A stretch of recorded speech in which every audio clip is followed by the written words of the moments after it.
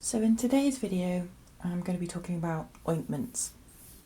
Now, an ointment is different to a cream. In an ointment, there is no water. It's just an oil and then a wax of some kind, which actually sets the ointment. In the case today, I'm going to be using soy wax, but you could also use beeswax in exactly the same way. And traditionally, beeswax would have been used. So, there are other types of, there are balms, for example, and usually a balm has another ingredient added to it for example, essential oils, even tinctures and other things. But that's not what we're going to be making today. We're going to be making a straight ointment, which is just the wax and the oil, and that's it. Now in this mixture, it means that there's very little to be able to grow mould on. As we know, anything that contains anything that's got a water element to it, really you're going to have mould growth unless you've got something in there to prevent the mould growth. Now with using an infused oil and a wax, there isn't anything in there that can really grow mould very easily. So they tend to have a much longer shelf life to creams.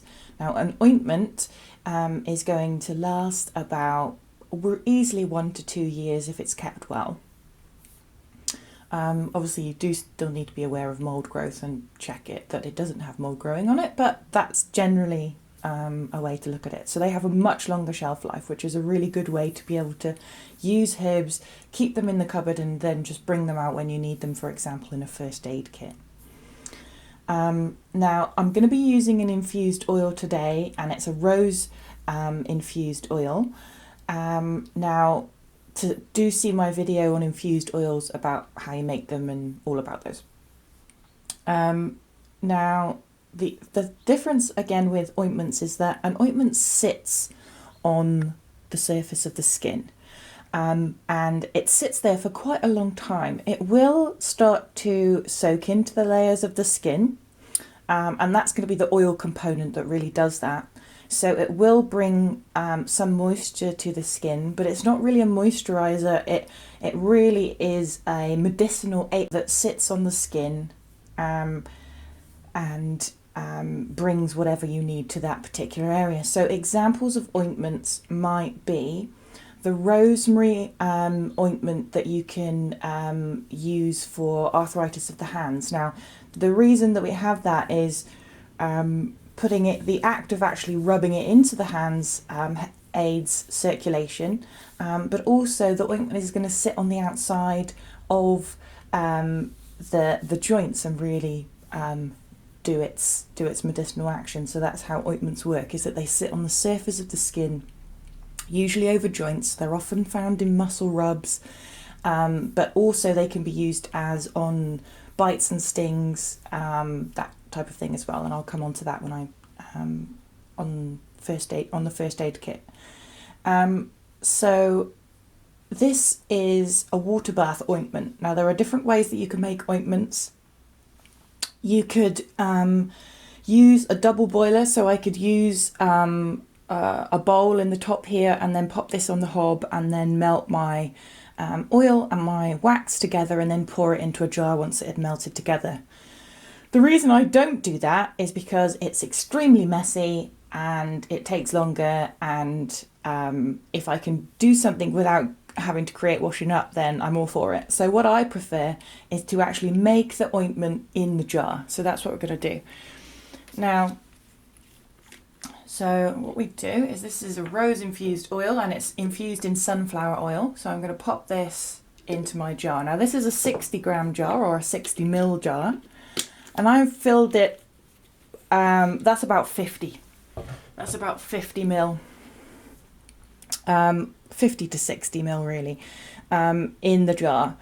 Now the amount of wax that you use, it really depends on how firm an ointment that you want, and you can't really go wrong. You don't want half and half, but usually it's about 1/4 of the wax to the oil. That will give a pretty firm ointment, and I like a firm ointment. Some people like a squidgy ointment because that's how they like to apply it, and that's completely up to them, in which case you would use about 1/6 of the wax to your oil. So that would be 10 grams to your 60 ml of oil. So I'm just going to put it in like this, which is about 2 teaspoons. Now, don't worry if it sits on the surface of your oil. That's absolutely fine, because as it melts, that's going to break down. Don't worry about that. So you pop that in the pan, and what you want is you want the water to be about 3/4 of the way up the side of your jar. Now you can do several jars at once if you want to, or you can just do one at a time. It's completely up to you. As I was saying, you pop this now on the heat, and you want it on a really low simmer. You don't want it so the jar is wriggling around too much in the boiling water. Now these jars are fine to have heat applied a bit to the bottom. They don't tend to crack, but if you're using a different kind of jar, do be just mindful of that, and maybe just have it a little bit away from the main heat, depending on what sort of hob you've got. So yeah, don't put that directly on the heat if you think it will crack. Be very careful, obviously it is going to be hot. Try to do it don't bring it to the boil too much, just simmer it gently, and it will melt. So as soon as you've got your wax and your oil fully melted, that is then an ointment. You can give it a stir if you want with the end of your teaspoon, but don't worry, you don't really need to do that. It will be usually mixed fine just from the heat, and then just leave it to cool. Once it's completely cool, then you can put your lid on. Don't put the lid on until it is completely cold, and then obviously you can pop a label on it. Now if you don't have a hob, and all you have is a microwave, I don't particularly recommend doing this, but if you're in a pinch you can do it. Put your ointment mix in your jar, pop it on a microwavable plate, pop it in, pop it on, try to go for like a medium heat, don't go for full heat, for about 30 seconds. Take it out, you can give it a stir, and then put it back in for another 30 seconds and keep doing that until it's completely melted. Do be careful, because the jar is going to get really hot. It's even on medium heat the jar will get really hot, so do be careful if you are using that method. It's not what I would recommend, because really you shouldn't be putting any herbs in a microwave, but in desperate times and you need to suddenly make an ointment and you're somewhere where all you have is a microwave, it is possible. I have done it and it works perfectly well. Again, do make sure it's cool, completely cool, before you put a jar on. Otherwise what will happen is you'll get condensation form on the inside of the jar, and what is condensation? It's water, and suddenly you've got mold inside your ointment. So yeah, make sure you've labelled it up. As I said, it's going to last 1 to 2 years if it's made well.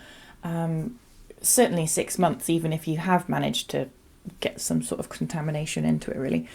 And you can add essential oils if you want to, but that's really a bottom. So yeah, if you've made ointments and you want to give this method a go, then do leave a comment how you found it, and don't forget to subscribe.